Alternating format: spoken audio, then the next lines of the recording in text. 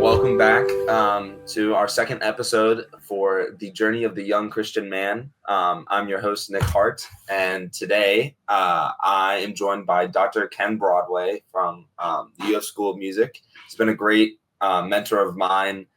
We've gotten together many times. He also serves at the church that I attend, and so I've come to know him. He's been a great leader, mentor, and just, Christian figure in my life. And so welcome, Ken. How are you? I'm doing well. I'm a little concerned you built me up so much. I feel like I'm going to have to come up with something really profound to say today, but I will do my best. Appreciate that. Yeah, no, it's a very laid back environment. Okay. This is to reach the people who, maybe don't have a lot going for them. And so, you don't need to come to the table with all these, this pedigree. And this is to kind of figure out what we're doing in life.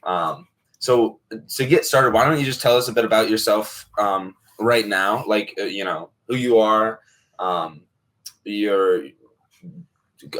brief summary about your journey in Christ, or in Christianity. And Okay. Well, you already mentioned I'm a professor at the University of Florida. I've been teaching here for 28 years now. And my Christian journey is probably a lot more convoluted than my professional journey. My professional journey has always been straight ahead. I always kind of thought I knew what I wanted to do, and quite frankly, sacrificed a lot of things to make sure those things happened. My Christian journey is a little bit more recent. And you mentioned this is for young men and their journey of faith. And when I was a young man, I was going the opposite direction. I was running as far from God as possible. The only God I was really keeping track of was myself, my career, everything it took to be successful. And now I look back on that and I realize how foolish that was. But to kind of put it shortly, there was just a point in life where so many things had happened where I just couldn't keep going on with this facade that everything was okay. No matter how much I tried to convince myself that everything was great, that I was successful, that I was happy, I was fulfilled, none of those things really were true. I was just running like a hamster on a wheel, basically, and getting nowhere. And then really, I don't know how long you want this first question to be. As long as you need. But I want to mention to the men out there that you should never overlook the importance of one small event in your life that can make all the difference in the world. And mine was this one young girl who knocked on my door one day. And at that point, I was really not following Christ at all. I was not going to church. I was not really involved in any healthy relationships. But she knocked on my door, probably about 10 or 11 years old. This was probably about 22, 23 years ago. And she asked my name. She said, "What's your name?" And I said, "My name is Ken." Even though I was kind of a jerk, I wasn't mean to kids or anything like that. But so she turned around and she scribbled something on a piece of paper and handed it to me. And she said, "Jesus loves you." And the card said, "For God so loved," and there's a dash there, and it said Ken, where she wrote that in, "that he sent his only son so that Ken might have everlasting life."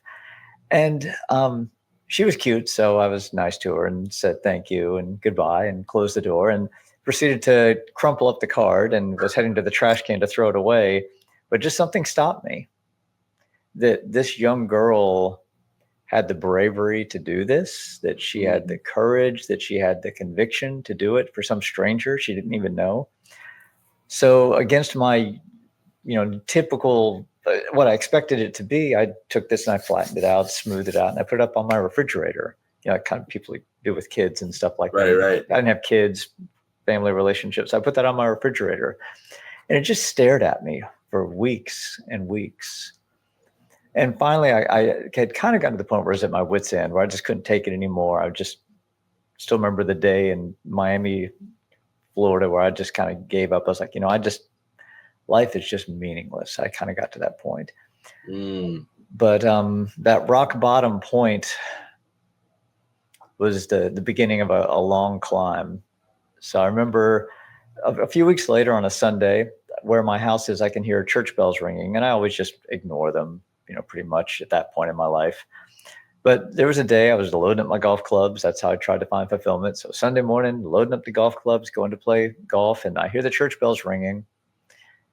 And I say, okay, I'm just going to walk up the hill and I'm just going to go to church. So it had been since I was a little kid that I went to church. So I went inside the house and I put on a shirt and tie because, in my era, that's the way everybody dressed in there going to church. And I got to church and everybody's wearing shorts and blue jeans.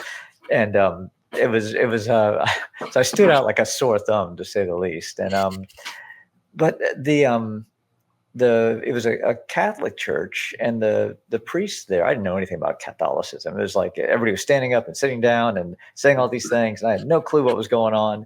But the priest was an amazing man, Father John.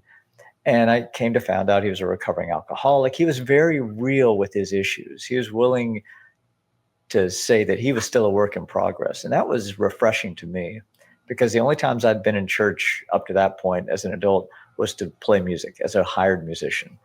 So typically all the people I were around were not Christians, but we were hired by the church to play music. So it felt very hypocritical, very strange, because, they'd be cursing and swearing and everything and drinking between rehearsals. And then we'd go play in a church, and it just seemed like there was so much hypocrisy. And I realize now that hypocrisy was in my heart, not around the people I was around. So this church, this pastor, this priest, he just, he struck me. It just, all of a sudden I started wanting to find out more about what this peace could be like. It felt very unpeaceful. Does that make sense? Yeah, absolutely. So, and then I know all of us go through these journeys. I met my wife to be, my fiance. We started dating, and it was a deal breaker for her if I didn't go to church with her. And at the time I was kind of like, well, I really like this girl, so I'm going to do crazy things. Yeah, do crazy things. Yes. But I was at least already on the journey. I remember somebody once telling me that when you actually get on the right path, all of a sudden you're going to find the people you're supposed to be traveling with. And all of a sudden I start turning my life around and start walking towards Jesus. And then all of a sudden there's this girl, this amazing Christian woman who is going on the same path as I am. And I said, okay, I'm going to go to this church. And the church may be very uncomfortable. There are times that faith makes you very uneasy. It's not always, it's not always easy anyway, in my mind. But the church there, they called people to a higher sense of what faith was. It wasn't just going to church on Sunday for an hour. They were crazy talk. Like you're supposed to transform your life. It's supposed to change your relationships. It's supposed to affect the way you talk to people and act around people and the way you think, like from the inside out. And it's like, wow, this is kind of weird, but I really like this woman, so I'm going to keep going to the church. So note to all the young guys out there, if you find a woman like that, stay walking next to her. That's for sure, because she'll keep you on the right path. That's right. But the pastor there, he did this thing with discipleship where he would get together with men in groups of 3. And right now, as Nick knows, we're kind of in a discipleship group like this right now. And he just chose me to be in one of these groups. And it was the first time somebody ever discipled me. I thought discipling was just going to class or reading books, but this was like one-on-one in the trenches, talking about difficult things in life and how they affect our lives, not just pie in the sky, thou shalt not, whatever. But this is what you have to be doing with other people to actually have a sense of a walk in faith. So this was the first time in my life I really started understanding that church was not a place, it was a gathering. It's a group of people. It's not a thing you do on Sunday for 1 hour. And over a long, we used to jokingly say with the other guy and I that we were definitely not the 2 brightest crayons in the pack. We were neither of us had any, we didn't read the Bible. We didn't know any of this stuff. He just took us through the book of John and just step by step walked us through who Jesus was, what he meant to the world, what it meant to us individually, and then what our response should be. And I still remember the day I was sitting in his office, and some people, they come to faith through this, the clouds open up and they see a bright light, or they For me, it was just exhaustion. I had just been running and running and running. And I finally told God, you know what? I'm done running. I'm just tired of it. I just give myself to you. And I won't go into like all the details, but there's just a sense when that happens in your life, guys out there, you will know when it's real. You will know when it's the Holy Spirit. You will know when it is something that's not just you're conjuring up a feeling in your mind or your heart or all of a sudden you just, it really is different. And from that point on, things changed. And I'll kind of leave it there because maybe I don't want to just take away all the questions, but yeah, it's just, I'll just put it this way before you go on to the next thing. It didn't get easier. If anything, it got more difficult, but it certainly was more meaningful. Just because it wasn't simple, it didn't mean that actually, I take that back. It's actually simple. It's just not easy. Faith is ridiculously simple. You just obey. And that's not a scary thing once you start saying yes. But it's not easy because the world does not let you go without a fight, even to this day. So, so that's a long period of time from probably about the year 1999 to about, at that point, it was probably about 2005. So about 6 years. So from about 2005 on, that's where I started riding the ship. That's when I finally said yes to Jesus. And if my wife ever watches this, she'll be a little mad because that was after we got married. Yes, I was going to church. Yes, I was making the right choices, but I never really surrendered until that point. Yeah. And so you mentioned that you were running for so long and it took a bit. Were you able to, like, once you accepted Christ, or maybe now, like, has it taken time to kind of see what was holding you back, what was making you running, what was making you run from Christ, what was making you, chase these kind of maybe false, idols or, senses of status? What do you think was driving that in your, like, your early 20s? I think a lot of it was the fact that when I was young, I never really did connect with a group to mentor me. We kind of went to church as a kid. Everybody went to church in my generation. If you didn't, you were looked down upon. But as soon as I got to high school and it was my choice, I quit going. And the sense of the world of music is always about being the best. And there's this point that I didn't want to give anybody else that top place in my life. I wanted to keep being the best at everything. And that meant that, in a sense, I was creating a God of myself. So a lot of it was just what was happening in my life kept me from wanting to turn towards Jesus. The other thing is, and I'm trying to say this, I'm going to, when you say something like this, when you say, I'm going to say this in complete humility, it already sounds prideful when you say, I'm so humble. I'm so humble. But there was a point where I just struggled with the fact that I was pretty smart. I was, considered to be, top of my class, et cetera, et cetera. And I intellectually had trouble with some of the God stuff. I just struggled with, let's face it, we all go through that. Is the world 6,000 years old? Is it 60,000 years old? Is it 60 million years old? And I just couldn't get past some of the intellectual hurdles. If there was a God in the universe, why does bad stuff happen? If there is God, why are, what about all these other religions? What about my Hindu friends? What about my Muslim friends? What about my, atheist friends? Are they all condemned? And I struggled with that. So I guess even like I say, even though I might have been a little bit of a jerk, I still cared about other people. I thought, okay, there's no way God could be mean or stuff like that. So some of it was my pride, some of it was my intellectual struggles. And then, quite frankly, I got to own this one. Part of it was just the fact that I was enjoying life the way I had it. At least I thought I was. It was carefree. It was fun. I didn't care about anything. We just all went out and had fun and partied. And, it was just, as a young adult, just everything was a game. Everything was just, try to make everything as a party. Right. And I thought that God would be like, no fun. Okay. So when you start following Jesus, there's no fun ever again in your life. You have to sit there with your shirt collar, and you have to sit in church. And yeah, Bible exactly. thump. Yeah.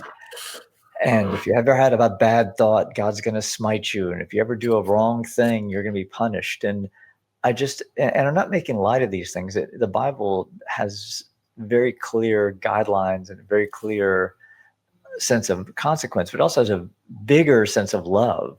That there's that verse. So God so loved the world that he gave his only son. So yeah, I was just afraid of losing out on something with life. I was on the fast track to being a great musician, college professor, and I will say this carefully, but I'll still say it with a sense of conviction. The university environment is often very secular. It's often against anything dealing with Christianity and religion.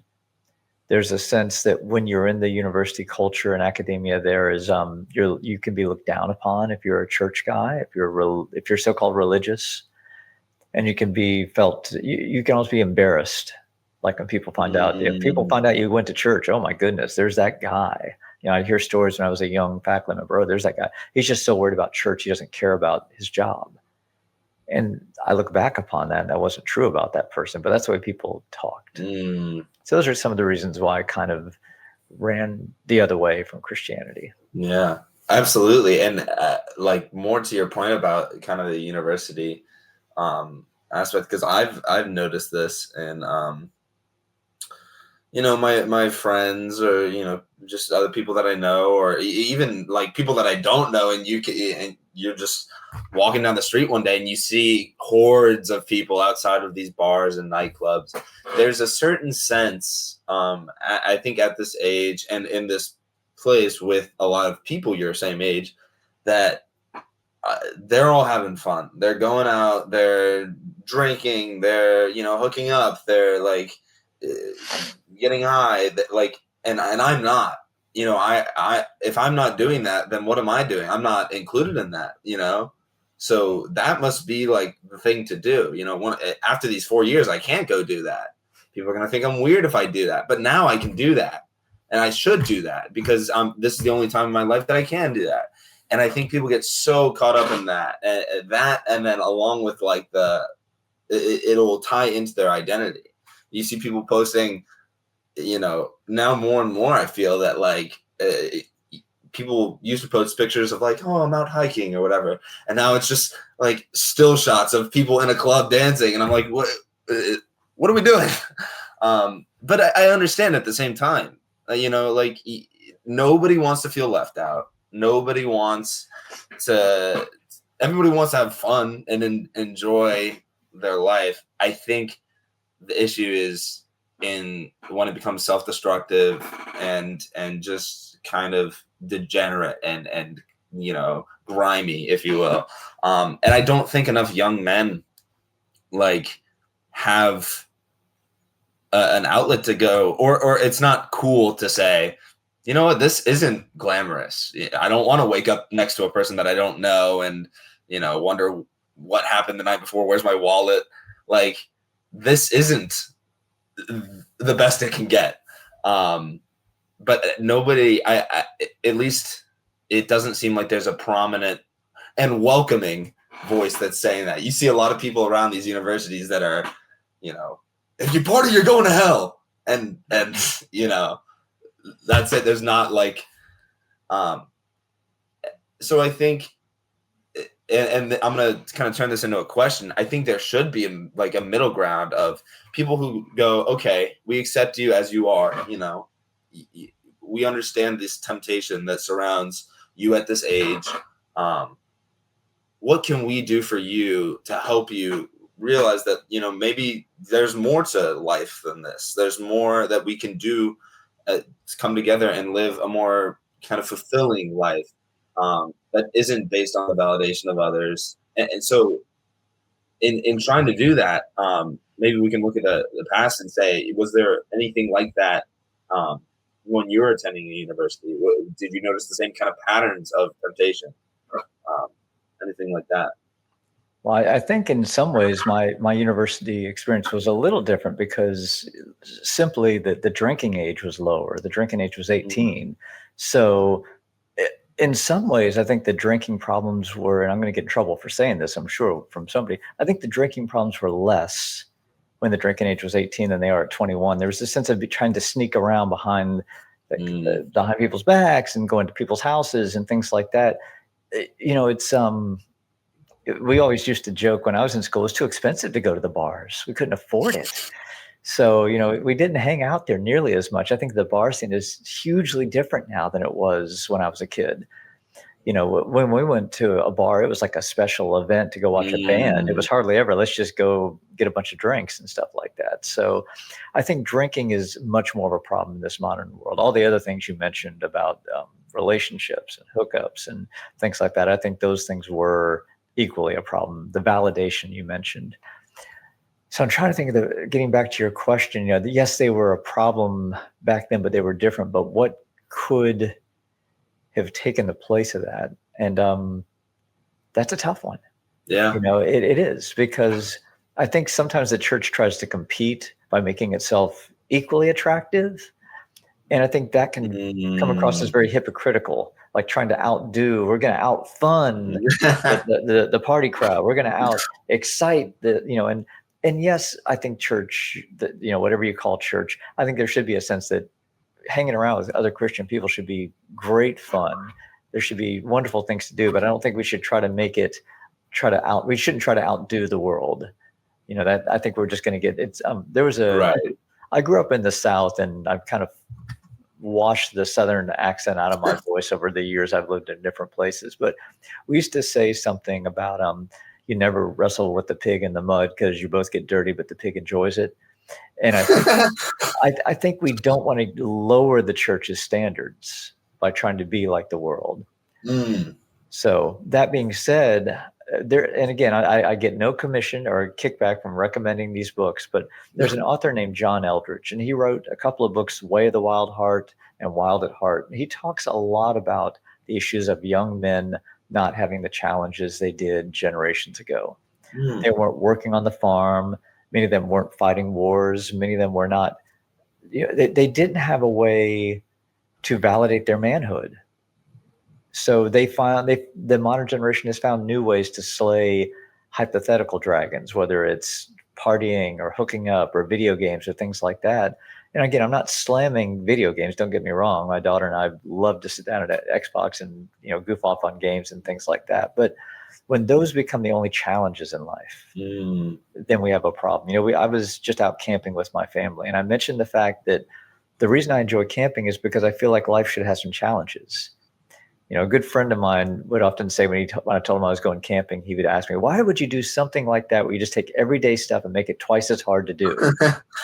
But I think that there's something about being a little hot and sweaty and working a little hard and putting up our pop-up camper and having to cook outside, that life has gotten kind of easy.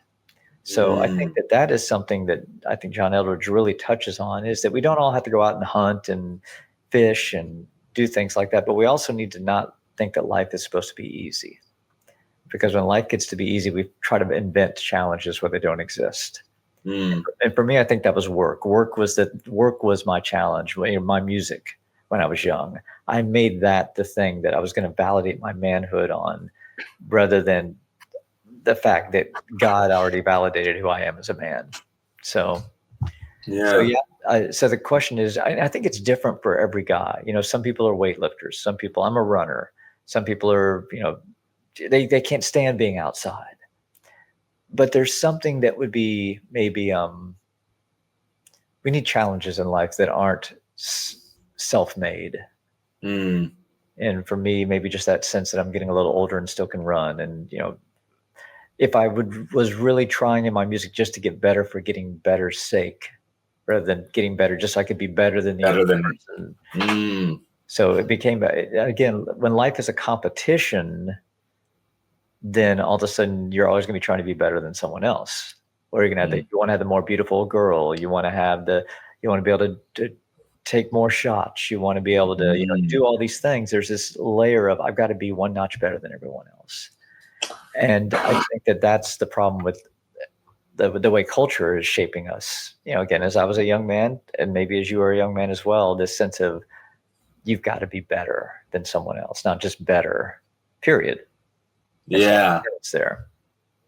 Yeah, absolutely. There's definitely like oh my gosh, and especially with social media, like you have more likes or more followers, like things are getting put with numerical value now. Before you were popular and people knew you, but now people can see exactly how popular you are, like down to how many people know you or want to know what you're up to, which is insane. And I wonder if that brings, maybe not challenges that it creates, like you said, a self-made challenge where it's like, well, how can I get the most followers or the most attention on social media? Like you see a lot of people doing outrageous things for popularity or to be better than someone. I was just watching these two like famous influencers were racing on foot, like boys at playgrounds going, oh, I'm faster than you. And I paused it and I was thinking to myself, why am I watching this? But why do they care? Like, what does this say about, their manhood or who they are as a person? And I think it's pretty easy to get caught up in these things, especially like when you're at a university and you're specializing in a certain field. I know David who wants to know who has better med scores than me, or like who's doing more clinics, or and all of that is easy to kind of make a competition, and it's easy to talk about with other people because they're familiar with it. But I think it's harder to get away from that competition, and B, harder to find other people who are knowledgeable in like faith. So you can it feels like it's easy to discuss and gossip. Oh, did you see their performance? They didn't do as well, or but it's maybe harder to ask questions and not, I don't want to say gossip with people about faith, but confide in. So I don't know. I think I'd like to see a world where young men can more easily open up to other people, and instead of going, oh, look at that girl over there, go like be able to talk about more real things without being looked at as like soft, or have to hold up this facade of like competition and betterness. Yeah, there's a great story in the Bible with John the Baptist, and without getting the whole thing word for word, he baptizes Jesus, and then later on, Jesus is getting more followers than John the Baptist, and it's kind of like he did the social media thing, the count. And John the Baptist's followers are saying, "Hey, that guy Jesus, he's getting more followers than you are now." It's like the early social media, everybody was liking Jesus. Right. They were following him, and they weren't following John the Baptist. But John the Baptist said, I have to become less and less so he can become more and more. And this was not a soft guy. This was a guy who lived out in the wilderness, who wore camel hair and ate locusts and stuff like that. This is a tough guy, but he was willing to say, you know what? I don't have to be the best. And I think if more confident, strong men could be willing to say, I don't have to be the best, people would start becoming more attracted to who Jesus really is. Because I think that, like you said, we could all just try to get the most followers for our church, or the most people who like our Instagram page, or things like that. But there's also a situation where those are tools that can be used for good or for people. It's like I might have mentioned you and Dave. It's like a hammer. A hammer is a great tool when you want to hammer a nail, but you can also hurt someone really badly with a hammer. You can hurt yourself by hammering, missing the nail and hitting your thumb. So you can use the hammer poorly on yourself. So that's one way we can misuse social media. We can hurt ourselves, or you can use it to hit someone else, even worse. And we can use social media to tear down others. So I think that social media can be a tool to build things up. So I'm not against it. I think that Instagram has some great potential for the faith, as long as we're not trying to be better than the other church. And I think that Facebook can be a great thing for connection. I connect with my friends throughout the world that I've made in my missions endeavors through Facebook and WhatsApp and these type of things where I wouldn't be able to communicate with them if we were just having phone calls. Right. And things like that. I can submit video. We can do videos back and forth. We can do things on secure channels when they live in difficult places. So I think social media certainly is not evil, but it can be used for evil. Yeah. And I can think of any number of things. And when I was young, the telephone, that nobody makes phone calls anymore, but people would be talking on the phone and gossiping all the time. And now that gossip has just worked its way into a different place. Yeah. Or they could go ahead. Oh, well, no, you finish. No, I was just going to say everything that's happening now, technology has both helped us and hurt us. It's taken something that could be good and we can make it better, or it's taken something that was bad and it's made it worse exponentially, I think. I would agree with even in my lifetime where how much social media has blown up, or like the amount that kids are being exposed to it is insane. But I was gonna say, you talked about how people were gossiping on the phone all the time. I've found it. I have some good friends who I can come and talk to about pretty much anything, and I appreciate that. And there's other people that I know who I'm maybe minor acquaintances with, and whenever I'm around them, it's just kind of trash talking about other things, and I want there to be like, I think ideally in any relationship, I have some friends where I'll play banter and like we'll talk about weightlifting, and it's like, you're looking small today, something happened, or and but I want like to know how to cultivate the kind of relationships where you can go up to your friend and say, man, I'm struggling, like I haven't been hearing God's voice in my life. I haven't, and it to not be like, oh my gosh, let's sit down and figure this out. It to be like a normal thing, like, okay, maybe we can, like it can be a casual conversation, and maybe not. There's some instances where you want it to be handled more seriously, but I feel like too often like pastimes are taken up by gossip, or there's a lot of times where I'm sitting in the music building in the atrium and I'm just on my phone doing nothing. Somebody goes, oh, did you hear about somebody landed this audition? And I want it to be more normalized, I guess, for young men to be able to say, hey, like, I don't know, my job's kind of hard, I'm going through this, and people listen. And now I'm realizing I'm kind of hypocritical because I don't know. I get on people for the consequences of their own actions a lot, but maybe I should be more open to just understanding. Well, I think there's a couple of things. Number one, and I like the way you talked about just being able to have a conversation with people, because sometimes you go to someone and you tell them what's going on in your life, and instead of them just saying what's wrong, they say what's wrong with you. It becomes more judgmental or telling me what to do and things like that. And sometimes I just want people to listen and say, okay, why don't you talk this through, instead of, man, you're a mess. You're awful. I already know I'm a mess. I don't need someone else to tell me that. Sometimes I just need to share that messiness with other people. And I think but the other thing is the challenge we have is when does news become gossip?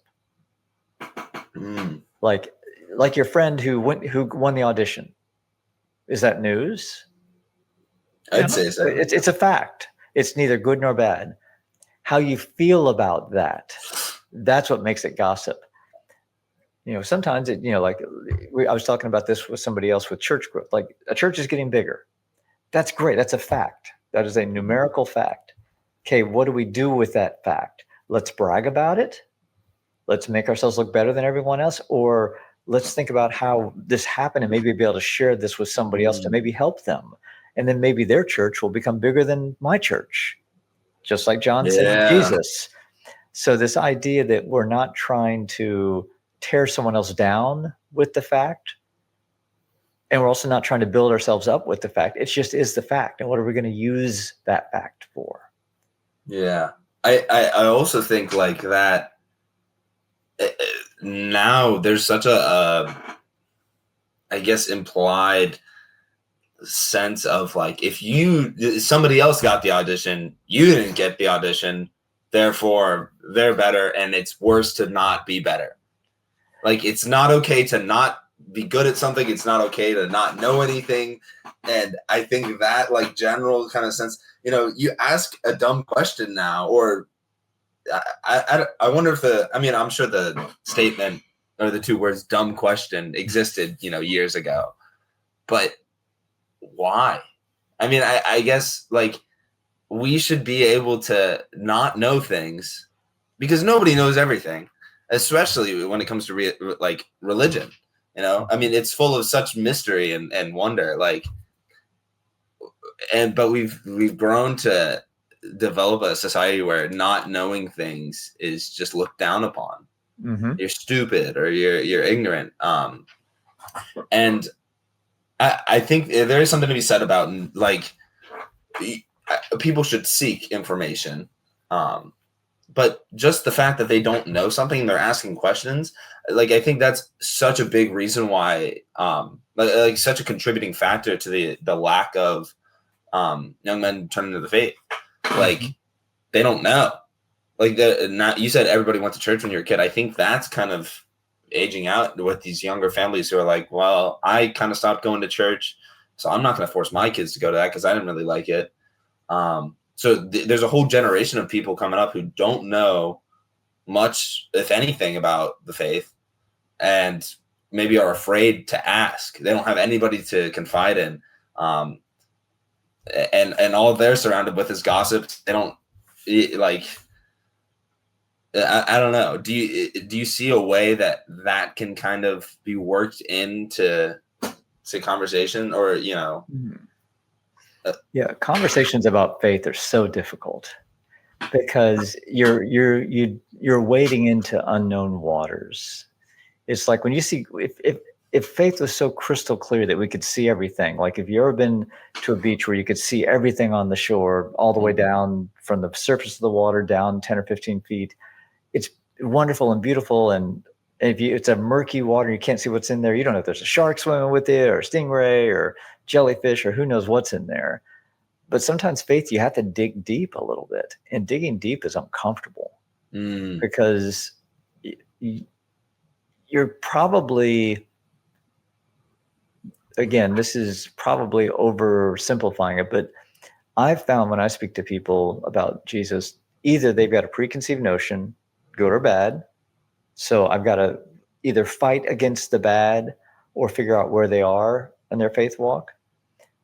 Sometimes they have been hurt by the church or hurt by church people, so they immediately relate the person to the church. Whether it's right or wrong, the person isn't the church. The person isn't religion. And the other thing is that when religion just becomes a bunch of rules, like don't do this, don't do that, don't do this, instead of religion being life-giving, religion being fulfilling, all the good things. If we can focus, and again, I'm not trying to be like overly optimistic. Not everything is good. Life is not supposed to be good all the time. I think that word is, I don't even like the word. It's kind of like if you're a student and I say, if you're a music student, I say, you did good. Your first thought is what? I could have done better. Exactly, right. And of course, when we say, Nick, you're the best. Then I'm like, I'm good. Your head swells and things like that. But there's this point, it's a journey. I'm just going to put it this way. This is really weaving around a long way. It's a journey. It is a step in a direction that you're constantly having to choose that step every day. The Bible puts it as, you have to take up your cross daily. You've got to every day make a choice to die to yourself. And that means some choices that are huge, like the girl you're going to be with, or the way you're not going to go clubbing, or you're not going to do all these things that other people do that are wrong. And sometimes those choices are tiny. Okay, I'm going to try to have a better attitude. I'm going to try not to think that bad thing. I'm not going to say that thing I was thinking. And sometimes they get to the point where you don't even have to think about them. And the choice is pre-done for you. You've already made that choice through all those little steps along the way. And sometimes we think about those monumental ones, the huge things that are earth-shattering, but sometimes it's those million little choices, those day-by-day little decisions that are the things that really shape the way your life is going to be. I think all of us can will ourselves to not take a drink once. We can will ourselves to not go to the club, but we can't will ourselves to change from the inside out. That's where those little choices make all the difference in the world. Yeah. And we can't punish ourselves into not doing it. I think that's the danger of, maybe people have the attitude that the church just punishes you for doing the wrong thing. But you also can't condone the wrong. Yeah. We can't just go line. Yeah, it is. We can't just go, oh, it's okay. Go do what you want. God loves you anyway. That's not the nature of God.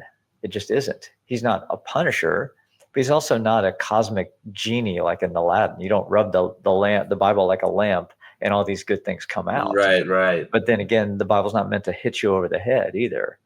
It's that'd be a whole other podcast. So we could talk about the Bible for an hour and how meaningful that is. But I will say that my first mentor, because I'm an intellectual guy, I got all these books about Jesus. I was reading all this stuff, and I was telling him all about it. And he says, "That's wonderful, Ken. Why don't you try reading the Bible?" Yeah. And I was like, "Oh, okay, maybe I should do that." And the Bible is an amazing book, but it's not just a 10 steps to a happy life book. It's also not something you just open up and try to find the verse that supports your feelings about things. Well, Jesus turned the water into wine, so it's okay for me to get drunk. No, that's not what it says in the Bible at all. Very far from it.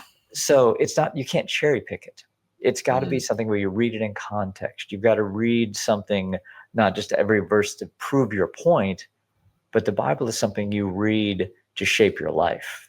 And that is where it's got to be in context. When you're reading one of the letters of Paul, you should read the letter from beginning to end and think about the church he was writing it to.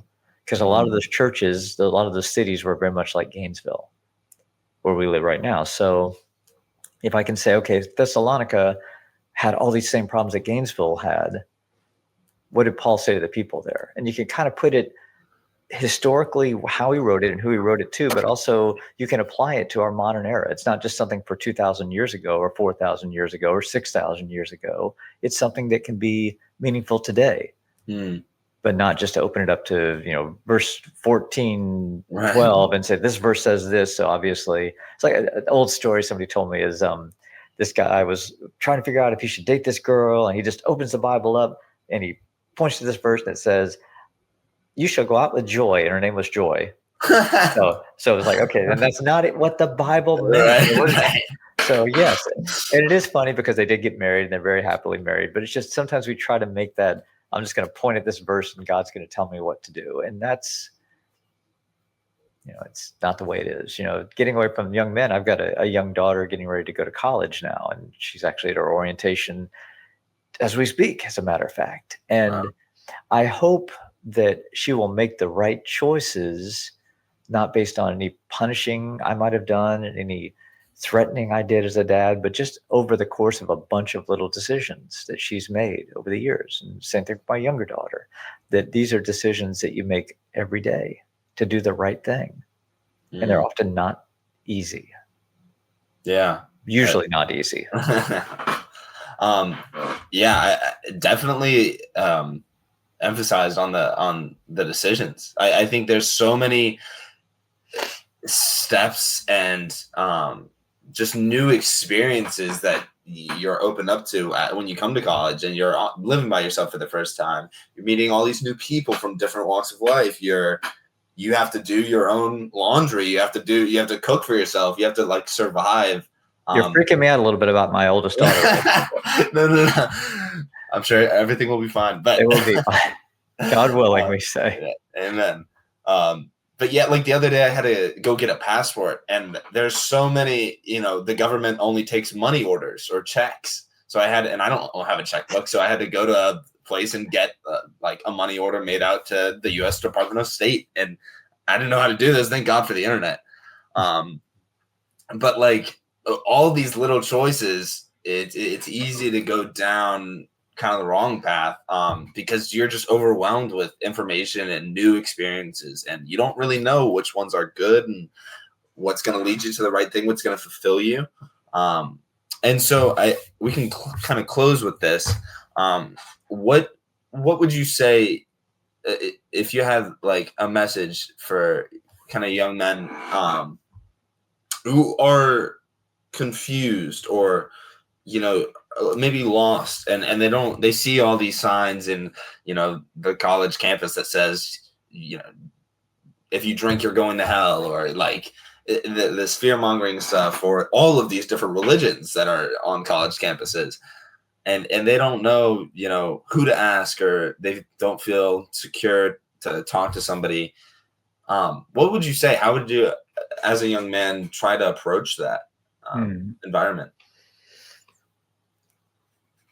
Oh, that's such a tough question.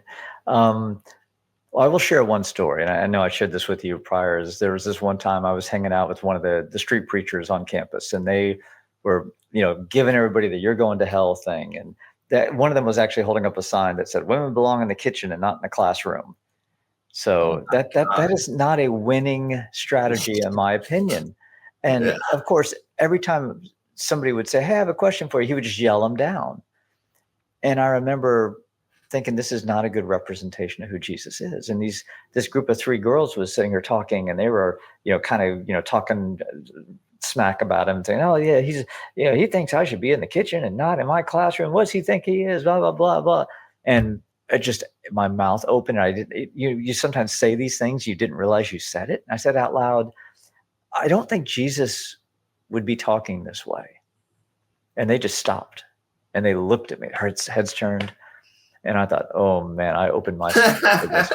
But I think I said it in a way that was not confrontational. And one of the girls apparently had some background in religion and church, and she said, "Yeah, that's right. I don't think Jesus would have been that way. Didn't he like have a lot of women around him?" And I was able to use, thankfully, some of the knowledge I had about the scriptures to say, yes, he had women supporters. They surrounded him. They were the last people to be with him when he died. And the other 2 girls were like freaked out because all of a sudden their friend was talking about church stuff, but it was actually kind of cool and engaging, and they were enjoying it. And when I left them, they were all just kind of talking about women and the Bible. And I remember thinking, okay, that was not me.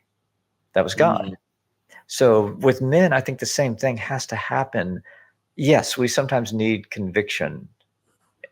And yes, there will be times in our life we need confrontation, but sometimes we just need someone to speak truth in love.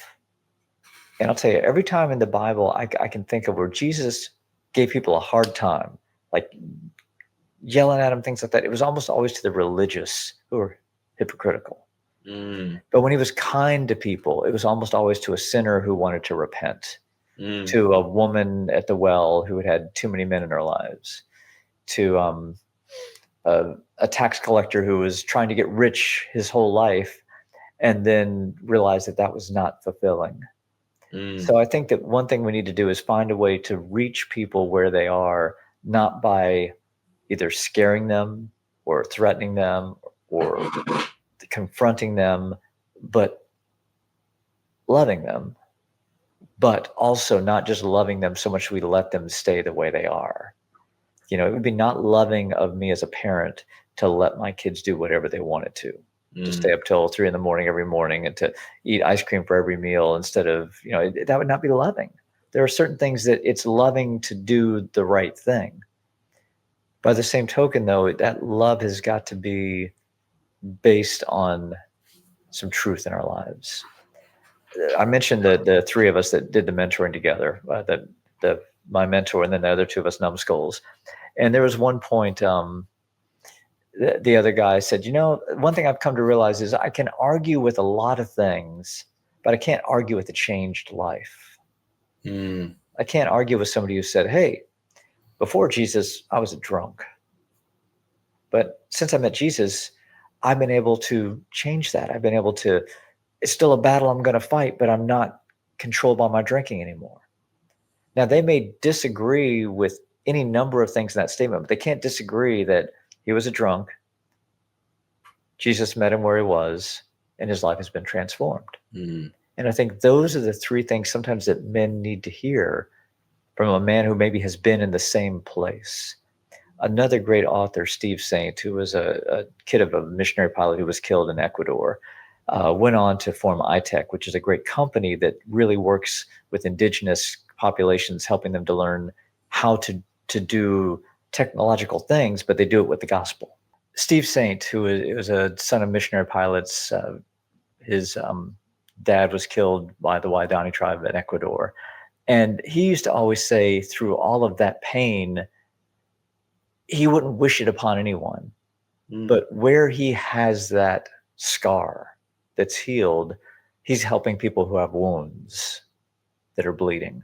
And I think all of us are going to have points in our lives where there's some scar in our life, whether it's bad habits with women or bad habits with drinking or drugs, where when Jesus transforms us, we're going to be able to let that preach the gospel more than telling people, John 3:16, which is a great verse we all memorize, but to preach the gospel, it means good news. The good news is your life has been transformed. You're no longer the way you were. You are no longer a slave to that thing anymore.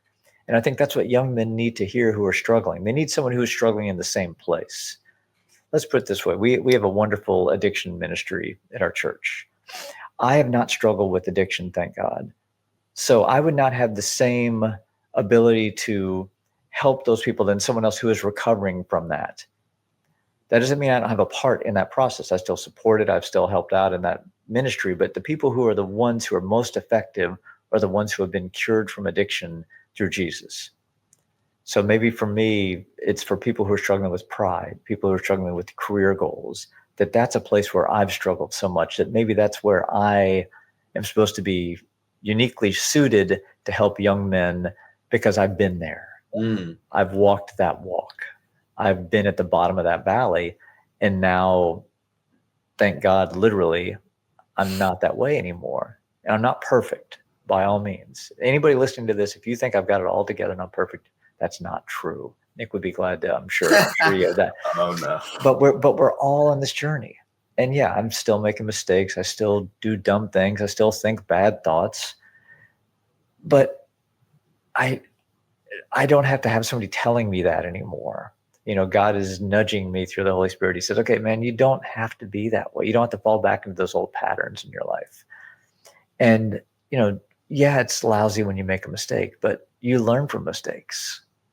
We all do. It's the way of the world. It's like they say, baseball player misses 7 out of 10 swings. He could be a millionaire. If he hits 3 out of 10, hits 300, making a lot of money. Quarterback, he just he's got to throw, more than 50% of his passes have to be completed. Yeah. If you're on a test, 30% is not getting you a good grade. 50% is not getting you a good grade. Obviously, musicians, we expect to get 99.9% of the notes right all the time. It's like the exact opposite extreme. And in some ways, I think in musicians, that's one reason why we're so messed up sometimes with our faith, is because we sometimes feel like if we're not working at that level, then there's something wrong with us. None of us are going to get it right all the time. Nobody is. The most godly men I know still get it wrong occasionally. They just don't do it as much. I used to always say to my students a lot of times that the greatest musicians of the world still make mistakes. They just don't make very many. They're not perfect, but they're getting closer to it. And I think that's the goal of the Christian walk, is we're not perfect, but we're trying to work towards it. Yeah. And we won't get it 100% of the time right, but maybe we'll get 99.7% of the time. I'm not quite there yet. Still working. Yeah. Thank you for that. Yeah, that I think is a perfect way to kind of cap it off. That we're just always, this was so aptly named, and I did not even name this series. I'm going to be fully transparent. I just kind of just talked about what I wanted it to look like, and they came up with the journey of the young Christian man. Or maybe I did make it up. Whatever. But don't be prideful now, okay? But it encapsulates well what this is. It's not a trip. We're not getting there and done. Where it's always a journey. We're always going. And sometimes you make a wrong turn, and I think that's okay. Because God's there with us. He's our GPS. He's our co-pilot. So, yeah, I think you said it well. That nobody's got to figure it out, but we could just strive to be better. Yep. And not better than others, but just better for ourselves. Better, period. Better, and period. I like what you said, and I'm seeing the logo with the airplane on it. I'll kind of share one more quick story as we finish up here. That my mentor used to say that when you go to an airport, you're not going there to arrive; you're going there to go somewhere else. Think about it. Even when you land at your final destination, you're not staying at the airport. You're always going somewhere else. And life is always about going to the airport. We're always on our way to somewhere. Yeah. And we just have to be. It's just if once we stop, it'd be like living at the airport. It wouldn't make any sense. We're always on that journey. So I think it is well named. Whether you named it or someone else, I think it's a great name for it. So, and I do pray for the young men out there that they can be on this journey in a healthy way. They can think about these things and not feel condemned when they make a mistake, but realize that they're just, none of us are perfect. Yeah. Do we want to close with a prayer? That'd be outstanding. Yes. Me or you? Maybe I'll start and you can finish. All right. That sounds good. All right. Dear God, thank you for allowing us this day to come together and just talk about all the wonderful things in this life that you've allowed us to experience. Help us reach those who need to hear it. And we thank you for giving us mentors like Ken, and hopefully I'm doing something for him, and we can all just build each other up. God of creation, I am so grateful you've put us in this world where we have a purpose, that we're not just supposed to sit back and be spectators, but we're supposed to be in the game. So God, I pray for myself and Nick and all the young men out there who are watching this, that they are going to get in the game, that they are going to be participants. And it's just so amazing when you're actually in the game and not just watching. So God, be with us, strengthen us, support us, heal us from our issues, and continue to build us up as we build each other. Thank you in Jesus' name. Amen. Amen. All right.